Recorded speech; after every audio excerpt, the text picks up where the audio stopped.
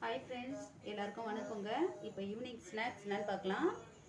Bread பால் தாங்க செய்ய போகிறோம்.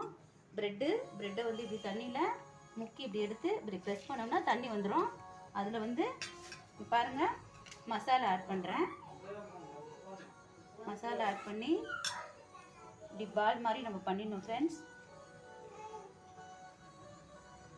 இப்படி பண்ணோம்னா பால் மாதிரி வந்துடும். இதை எடுத்து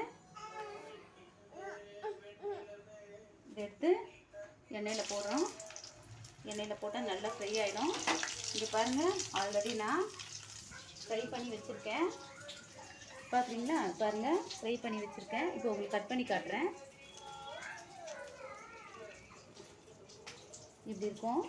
இது கூட டொமேட்டோ சாஸ் வச்சு கொடுத்தோம்னா பிள்ளைங்க நல்லா சாப்பிடுவாங்க. இதோ என்னோடய பேரன் ரசம் நிற்கிறான்.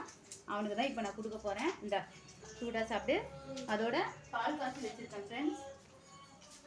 இப்போ பிள்ளைங்களுக்கு பால் காய்ச்சி வச்சுருக்கேன். இப்போ பூஸ்ட்டு கலந்துருவேன். அவ்வளோதான் இன்றைக்கி ஈவினிங் டிஃபனு ஸ்நாக்ஸு. பாய்.